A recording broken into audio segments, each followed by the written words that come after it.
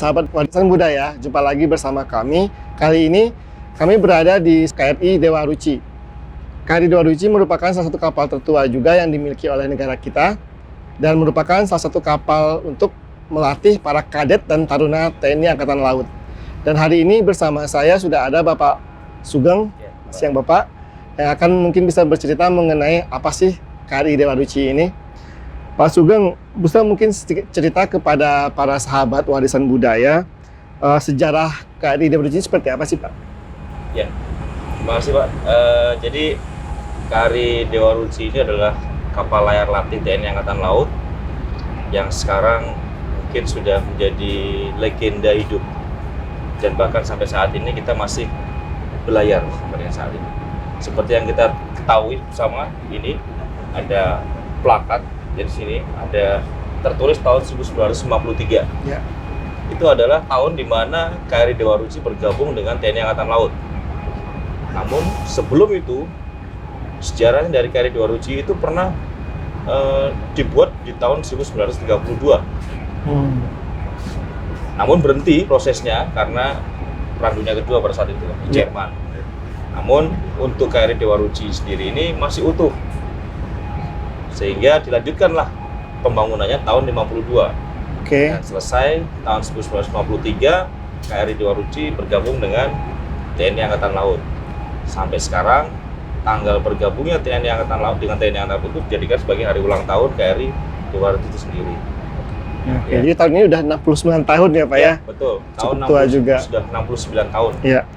Dan kenapa namanya Dewa Ruci Pak? Ada cerita di balik itu mungkin Pak? Sebenarnya Dewa Ruci sendiri ini diambil dari kisah pewayangan di Pulau Jawa. Kisah pewayangan di mana sosok Bima dalam pewayangan kisah Pandawa itu berusaha untuk mencari jati diri tentang suatu kehidupan. Namun oleh gurunya pada saat itu diperintahkan untuk mencari Tirta Amerta. Tirta Amerta. Tirta Amerta. Dan dalam perjalanannya untuk mencari Tirta Amerta tadi, Bima ini menemui banyak sekali halangan, rintangan. Namun dengan kegigihan dia, karena keinginan dia yang kuat untuk mencari jati diri tersebut, dia lalui itu semuanya.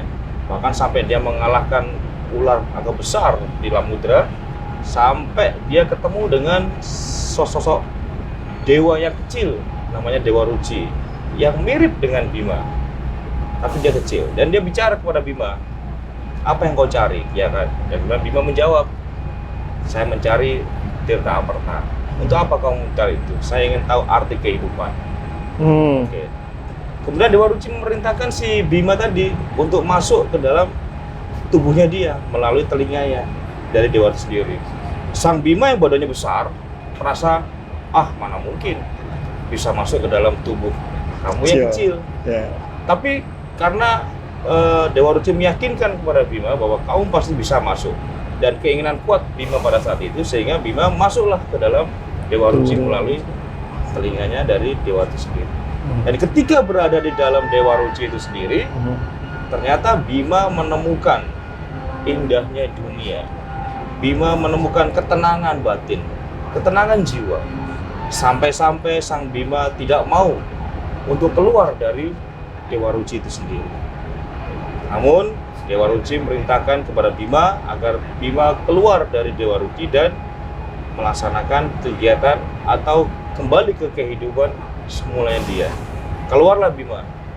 Sampai di situ Bima mulai sadar bahwa apa yang dia cari selama ini itu adalah jati diri dia sendiri. Ada di dalam dirinya sendiri.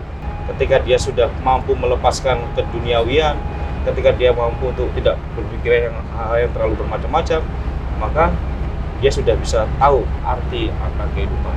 Nah, diharapkan dengan simbol Dewa Ruci yang mampu mempertemukan Bima dengan arti kehidupan tadi, maka diharapkan seluruh taruna-taruna yang on board atau generasi-generasi muda yang on board di KRI Dewa Ruci ini dan melaksanakan pelayaran di sini, ini mampu menemukan jati diri, mampu menemukan karakter mereka sebagai bangsa bahari, membuat mereka bangga bahwa bangsa mereka adalah bangsa yang besar, bangsa bahari, bangsa maritim.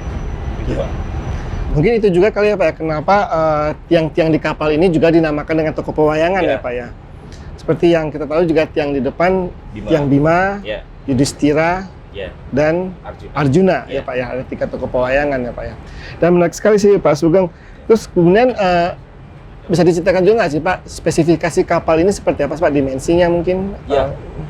Kapal ini sendiri sebenarnya termasuk dalam Barkentine class, Barkentine. satu-satunya yang ada di dunia saat ini yang masih berlayar. Jadi Barkentine class ini memang diakui oleh dunia sebagai jenis kapal layar dengan ciri khas satu tiang di depan itu dia punya apa kalau kita istilahnya peruan. Mhm. Kalau kita lihat ada yang melintang-melintang seperti ini, Betul, ya. satu, nah itu adalah tipe Barkentine. Barkentine. Ya, Barkentine. Dengan model seperti ini itu Barkentine. Nah, ini ada satu-satunya di dunia saat ini Mhm. yang masih aktif dan berlayar dan pernah melaksanakan pelayaran keliling dunia sebanyak 2 kali, 2 kali. tahun 1964 dan tahun 2012, di mana di dalamnya kita memperkenalkan budaya bangsa Indonesia, memperkenalkan pariwisata yang ada di Indonesia dengan berbagai macam cara yang kita miliki. Contoh, kita mampu menampilkan kesenian-kesenian Indonesia. Ada reok Ponorogo, ada saman, ada badindin, ada rampak gendang, banyak pada saat itu. Dan saya pun pada saat itu ketika saya masuk di sini Letnan 1, saya mengalami pelayaran keliling dunia tahun 2012. Kemana itu Pak? Jadi kita berangkat dari Surabaya ke Jayapura, Jayapura kemudian ke Kwajalein, Kwajalein kemudian kita ke Pearl Harbor, Hawaii, kemudian baru kita sampai ke San Diego. Baru San Diego, nanti baru kita menelusuri benua Amerika itu sendiri, sampai kembali melalui Atlantik, Atlantik sampai kita ke Samudra Hindia dan kembali lagi ke Indonesia. Jadi kalau sejarah Dewa Ruci sendiri itu dan dengan spesifikasi Dewa Ruci yang sekarang panjangnya 58,5 dengan lebar yang cuma 9,5, ini tempatnya sangat kecil sekali. Ya. Ada 3 tiang besar, tiangnya depan namanya Bima, Yudhistira dan Arjuna, dan kita terdiri dari 16 layar, 16 layar. 16 layar ini kita kembangkan ketika kita mempunyai atau mendapatkan angin yang pas. Kita juga punya 1 mesin sebagai penggerak tambahan, kita penggerak tambahan. 1 mesin kita dengan berjalan kita mampu cepat 10 saat ini, kemudian cepat ekonomis kita mampu cepat 7 knot. Kalau gambaran di darat itu 7 knot itu berarti kan 7 kali 2 sama dengan 14 km per jam. Sebentar sih, Pak. Pelan sih, Pak. Ya. Kalau dibandingkan dengan kendaraan. Namun kalau di laut kencang-kencang juga dia bisa rompal semuanya. Ada angin ya Pak? Iya. Itu spesifikasi sederhana dari KRI Dewa Ruci itu sendiri. Ya itu makanya sahabat warisan budaya kita patut berbangga karena KRI Dewa Ruci ini adalah satu-satunya kapal dengan tipe Barkentine yang masih aktif di dunia ya Pak ya. Masih. Menarik sekali, dan juga KRI Dewa Ruci ini juga dalam visinya juga membawa banyak misi-misi budaya, memperkenalkan budaya Indonesia, pariwisata Indonesia di luar negeri. Pak Sugeng, mungkin saya pernah membaca di beberapa artikel bahwa KRI Dewa Ruci ini juga melakukan perjalanan ke berbagai belahan dunia ya Pak ya, dan juga hal ini disebut dengan Kartika Jala Krida ya. Misi apa sih Pak selain dari budaya tadi yang dibawa Pak? Kalau kita melaksanakan pelayaran Kartika Jala Krida dengan Taruna pada saat sebelum Bima Suci ada, gitu kan, kita melaksanakan praktek pelayaran astronomi dan praktek pelayaran lingkaran besar. Jadi itu tidak bisa dilaksanakan ketika kita berlayar hanya dari Surabaya ke Makassar, Surabaya Jakarta, Surabaya ke Bangka Belitung, itu tidak bisa. Itu harus dilaksanakan kita melintasi samudera, dan itu di lintang-lintang yang tinggi. Nah, itulah kenapa kapal seperti ini dulu itu melaksanakan pelayaran ke luar negeri jauh sampai mungkin bahkan keliling dunia 2 kali. Tujuannya apa? Memberikan pelatihan bagi para taruna Akademi Angkatan Laut untuk mempraktekkan ilmu yang mereka dapat ketika mereka ada di akademi, kemudian diaplikasikan selama 3 bulan turut-turut. Mereka langsung melihat atau mempraktekkan di dunia yang nyata udah bagi mereka, yaitu mana laut, bagaimana mereka menentukan posisi dengan menggunakan bintang. Itu terkait dengan pelayaran astronomi, bagaimana mereka menghitung jarak bagaimana mereka semua mengaplikasikan bagaimana cara bernavigasi ketika berada di dalam negeri dan di luar negeri. Itu semua ada ilmunya. Dan apa yang terjadi di darat ketika mereka belajar di akademi tentu berbeda dengan pelaksanaannya. Kenapa? Ketika pelaksanaan mereka harus mempertahankan diri mereka sendiri untuk bisa berdiri. Kenapa? Mbak, jelas karakter mereka, bagaimana mereka hidup di tempat yang kecil, yang mungkin susah buat mereka untuk bagaimana mereka harus bisa mengesampingkan kehidupan mereka yang nyaman ketika mereka di akademi. Egonya ya Pak ya? Egonya. Ya. Nah, disinilah mereka punya karakter. Akhirnya mereka bisa bekerja dengan tim. Mereka bekerja dengan teman-teman yang lain. Mampu menerima pendapat yang lain dan bisa bekerja sama dengan baik. Disinilah tempat mereka digembleng. Selain dengan ilmu akademi yang mereka aplikasikan secara nyata di kapal itu. Gitu. Bagus, menarik sekali Pak Sugeng. Dan karena KRI ini juga bagian dari sejarah. Saya sempat melihat tadi juga dalam susunan kapten kapal Pak. Kapten kapal pertama itu bukan warga negara Indonesia ya Pak ya? Iya, betul. Siapa itu beliau Pak? Pak Kapten Rusno. Kalau sudah kita bilang dia warga negara Belanda. Pak Kapten Rusno. Jadi tapi yang bersangkutan beliaunya sudah menjadi perwira Angkatan Laut pada saat itu. TNI? Angkatan Laut pada saat itu. Kemudian termasuk idenya beliau juga kepada pimpinan negara pada saat itu, Bung Karno.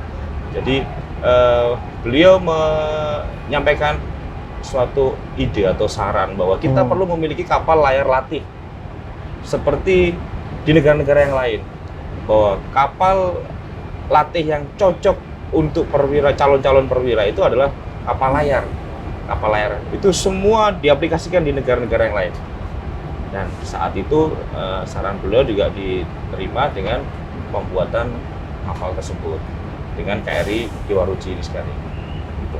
Oh, menarik. Dan kemudian beliau juga yang membawa pulang dari Jerman yang pertama kali beliaunya kapal sampai ini ke Indonesia. Untuk maintenance sendiri Pak, kapal ini masih menggunakan spare part dari Jermannya atau sudah diperbaharui Pak? Dengan kurun waktu yang sangat panjang, tentu apa yang menjadi maintenance dari kapal ini itu sudah bisa dilaksanakan oleh TNI Angkatan Laut itu sendiri. Dalam hal ini kita punya SPT, sistem pemeliharaan terencana yang sangat baik, sehingga apa yang dilakukan oleh TNI Angkatan Laut itu terbukti bahwa kita bisa mempertahankan sampai 69 masih eksis berlayar, dan itu suatu prestasi dan kebanggaan kami juga kepada pimpinan TNI Angkatan Laut, bahkan kepada senior-senior atau pendahulu-pendahulu di KRI Dewa Ruci yang mampu menanamkan rasa memiliki kepada seluruh prajurit maupun personel yang on board agar merawat kapal ini dengan baik, dengan ikhlas sampai 69 tahun saat ini masih bisa kita gunakan. Gitu, Pak. Tadi bulan apa Pak di hari lahirnya KRI Dewa Ruci ini? Januari kalau saya nggak salah ya? 24 Januari. Dan juga setiap bulan Januari itu juga ada semacam acara tabur bunga di Selat Sunda Pak. Itu apa itu Pak? Ya sebenarnya ini tradisi juga yang kalau saya pribadi saya mendengar dari senior-senior kami juga, bahwa komandan kapal yang pertama kali dulu pernah berpesan bahwa ketika nanti beliaunya wafat, agar abunya dilarung di Selat Sunda. Itu adalah suatu bentuk penghormatan kita kepada senior-senior kita, kepada pahlawan yang telah gugur dan sebagainya. Itu kita melaksanakan tabur bunga di Selat Sunda. Karena disitulah komandan KRI Dewa Ruci yang pertama kali dilarungkan di situ. Itu keinginan beliau. Ini yang saya dapatkan informasi dari senior-senior kami yang tertahu. Sampai saat ini masih dilakukan itu ya Pak? Dan sampai saat ini dilakukan kalau kita melintasi Selat Sunda. Setiap bulan Januari itu? Sebenarnya enggak. Karena itu kan hanya bertepatan saja. Karena kita kan dimanapun atau kapanpun kita melintasi Selat Sunda, kita berikan penghormatan. Sama dengan apa yang kita lakukan, mengingat kejadian dari KRI Nanggala pada saat beberapa waktu yang lalu. Dan kapal ini ketika pelayaran kemarin dari Muibah Budaya Jalur Rempah kita dari Bali mau naik ke Surabaya, itu kita sempatkan untuk melaksanakan upacara tabur bunga, suatu bentuk penghormatan kita kepada pendahulu-pendahulu kita yang telah berjuang, yang sekarang sudah sedang melaksanakan patroli selamanya di bawah laut. Baik, Pak, terakhir nih Pak Sugeng, kalau di bulan Juni tahun 2022 ini kemarin sempat ada semacam ekspedisi jalur rempah ya Pak ya, dari Surabaya ke Makassar. Nah itu visi apa atau misi apa yang dibawa oleh KRI Dewa Ruci Pak? Sebenarnya ini kan pelayaran atau Muhibah Budaya Jalur Rempah ini kerjasama TNI Angkatan Laut dengan Kementerian Pendidikan dan Kebudayaan, Riset dan Teknologi. Itu Muhibah Budaya Jalur Rempah ini kan kita bertujuan untuk memberikan suatu pemahaman kepada generasi muda yang on board atau generasi muda yang ada di tempat-tempat yang kita singgahi. Jadi pemahamannya bagaimana? Pemahaman tentang rempah-rempah itu tidak hanya sekedar sebuah pala, tidak hanya sekedar sebuah komoditas dagang dan sebagainya. Tapi rempah-rempah ini ada sebuah jalur di mana menghubungkan satu titik ke titik yang lain dengan dimensi waktu yang cukup untuk membuat mereka membayangkan bagaimana masa lalu itu sampai mereka bisa menemukan di situ terjadi banyak pertukaran budaya, banyak nilai yang bisa diambil, nilai-nilai budaya.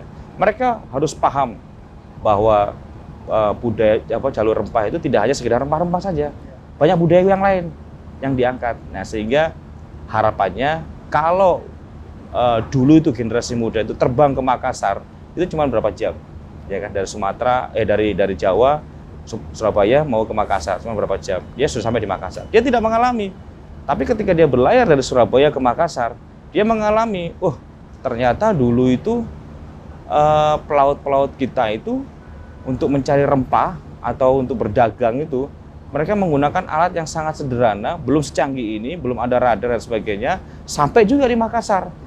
Dan mereka mengalami lautnya sama, Pak. Lautnya sama, kondisi alamnya juga sama. Cuman pemahamannya kan berbeda, mindsetnya berbeda. Sekarang kita dilengkapi dengan radar. Kalau zaman dulu, mereka harus bisa membaca angin, bisa membaca awan, bisa melihat arus, untuk bisa menentukan bagaimana mereka bisa menuju ke Makassar. Itulah hebatnya pelaut-pelaut kita zaman dulu. Diharapkan dengan pelayaran itu, Muhibah itu, mereka, generasi muda itu mampu memahami bahwa ini tidak sekedar rempah-rempah, tidak sekedar jalur rempah, tapi lebih kepada napak tilas bagaimana bisa bangsa-bangsa Eropa yang sangat maju itu mereka berbondong-bondong datang ke Indonesia. Mencari rempah tadi itu ya Pak ya? Itu ada berapa tempat yang disinggahi Pak dalam Muhibah Jalur Rempah tadi Pak? Kemarin itu kita berlayar dari Surabaya ke Makassar, kemudian Makassar ke Bau-Bau, kemudian kita menuju ke Ternate, Tidore, kemudian kita ke Banda Neira, kemudian sampai di Kupang dan kembali lagi ke Surabaya. Itu sudah lumayan dan sangat memberikan kita di luar ekspektasi, dan kita juga banyak belajar untuk Dewa Ruci sendiri. Selain dari kegiatan jalur rempah itu sendiri, bahwa Dewa Ruci itu memang sebuah magnet yang cukup besar, cukup menarik bagi masyarakat kita sendiri, terutama di daerah-daerah terpencil, bahwa dengan kebesaran nama Dewa Ruci, mereka tuh hanya bisa mendengar dan melihat melalui media, tapi mereka belum bisa tahu, merasakan, dan naik di atas kapalnya. Dan inilah yang membuat masyarakat juga berbondong-bondong datang ke tempat kita melaksanakan open ship. Kita melaksanakan open ship terbuka. Kalau bagi umum nih Pak, open ship? Setiap kali kita sandar, kita selalu open ship. Kita selalu terbuka buat masyarakat kita yang ada di manapun. Silakan, ini adalah kapal rakyat Indonesia. Ini adalah kapal kita semua. Tentu dengan beberapa aturan-aturan dan segala keterbatasan yang ada, tujuan kita adalah menjaga keselamatan bersama. Itu saja. Betul. Jadi kalau misalnya ada mau berkunjung dan melihat seperti apa kayak Dewa Ruci ini, boleh dong Pak ya? Boleh sekali. Tentu harus ditemani dengan personil kita agar tidak tersesat nantinya. Siap Pak. Ya, baik Pak Sugeng, terima kasih untuk wawancaranya. Ini menarik sekali. Jadi pesan pentingnya bahwa adalah apa yang dilakukan dari visi dan misi dari KRI Dewa Ruci ini juga memberikan kontribusi yang besar sekali terhadap budaya bangsa kita ya Pak Sugeng ya. Seperti tadinya sudah melakukan ekspedisi Muhibah Jalur Rempah ya. Muhibah Jalur Rempah tadi itu juga mengajarkan kepada para generasi muda untuk memahami bahwa bangsa kita adalah bangsa yang besar, bangsa yang nenek moyang kita seorang pelaut ya Pak ya, bangsa maritim dan juga dengan kekayaan rempah-rempah dan alam dan budayanya yang tentunya juga kedepannya juga harus terus diwariskan kepada generasi berikutnya ya Pak Sugeng ya. Demikian keseruan warisan budaya yang kita dapat dari KRI Dewa Ruci dan untuk terus mendukung dan melestarikan warisan budaya. Nah, sahabat warisan budaya bisa like, subscribe dan juga share video ini ya. Warisan budaya terus wariskan. Jala Sevo, Jaya Mahe. Jala Sevo, Jaya Mahe. Jala Sevo, Jaya Mahe.